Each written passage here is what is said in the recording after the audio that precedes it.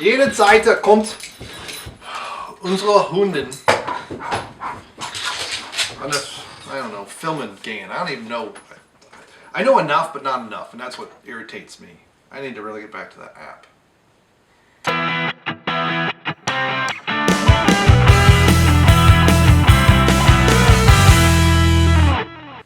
Hi, it's Brain Muffin back with another beer review, and today we're going to continue on through the winter pack from Sam Adams, and today we have the winter lager. Now this is a pretty good beer. I wish I had a bit more information on the neck, and maybe what I should do is plan these a little bit better and go look stuff up first, but who wants to plan? So this is lager brewed with orange peel, cinnamon, and ginger. It does have a nice, this is not quite a winter warmer, it's only 5.6% if I remember correctly. Yes I do. A winter warmer is usually going to be 7, 8, 9%, sometimes more. The idea being the alcohol's warming you up as well as the, now. Unlike when we do the ales, this one with the lagers you want to serve a little bit colder. So this is not quite, but pretty much straight out of the refrigerator. And yes, the German Shepherd is, well, she's chewing on her ball right now. At least she's not up in my lap wanting me to throw it, which I just did. The dogs, it's amazing how often they're quiet until I get the camera out. We just went out not too long ago. We've got nice snow outside, although it's getting warmer, and by tomorrow it's going to be raining and 51 degrees. Can't wait. So back to the beer. On the nose, you're going to notice the malts. It's going to have a dark note to it.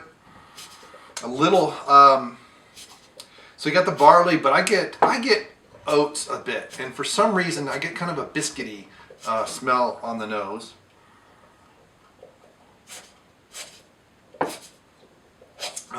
And see, that one's pretty good.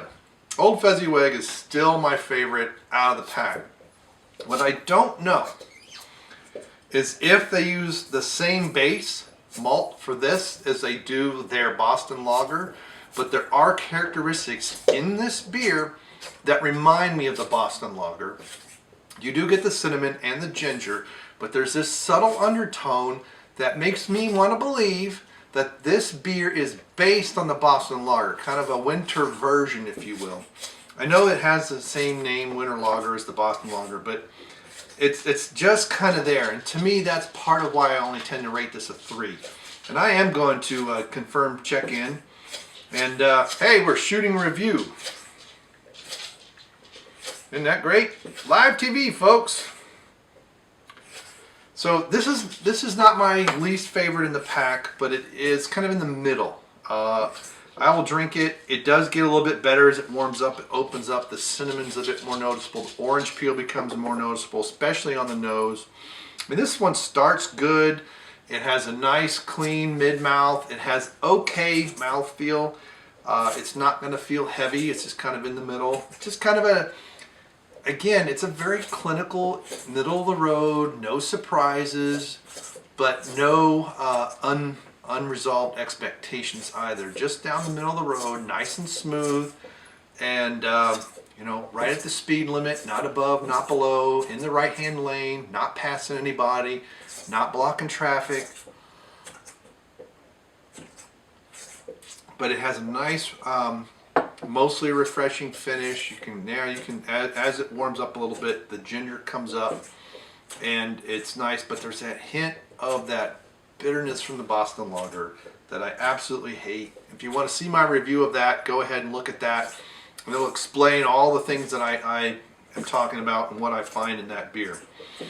So overall, 3 out of 5, right in the middle of the road. It's kind of like a C+ average. This thing could be a lot better. It could be a bit more bold. It could be 8 or 9% would help.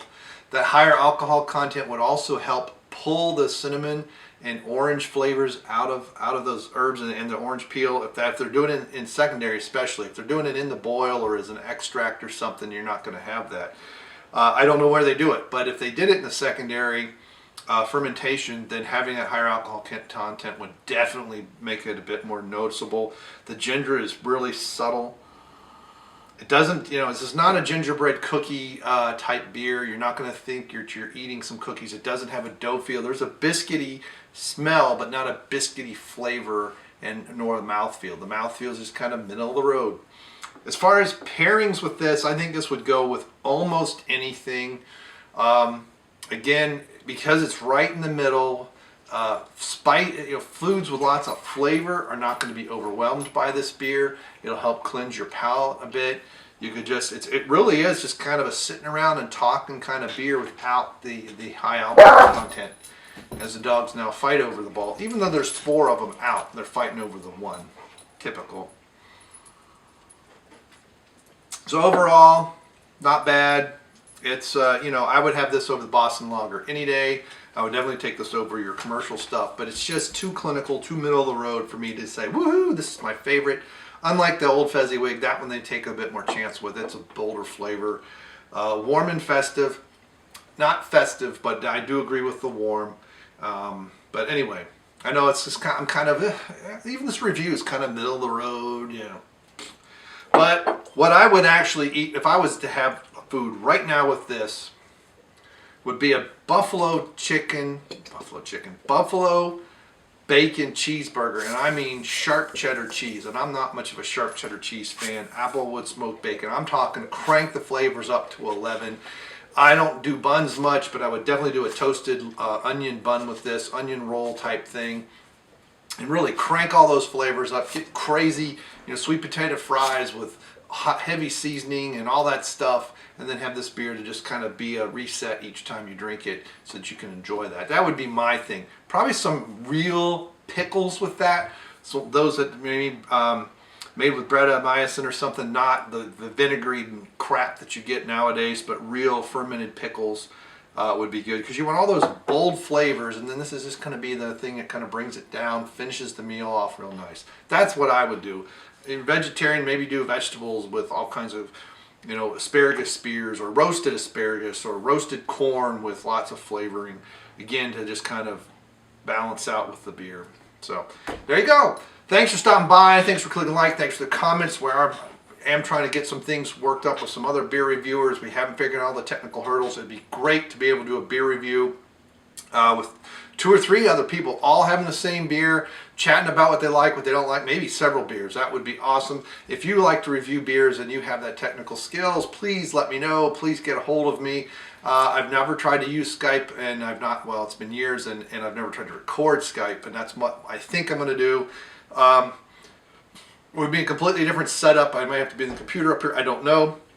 I shoot these with a D7000, not with my iMac normally, so we'd have to figure out something. But anyway, thanks for all the comments on the other beers. Thanks for the views. I appreciate it. Love you guys, and see ya.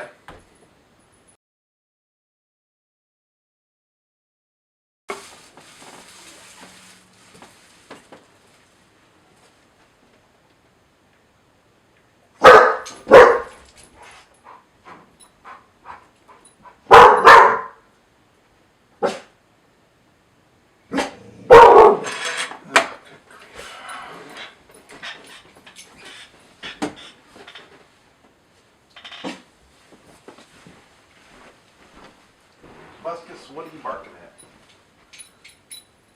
Let the children be.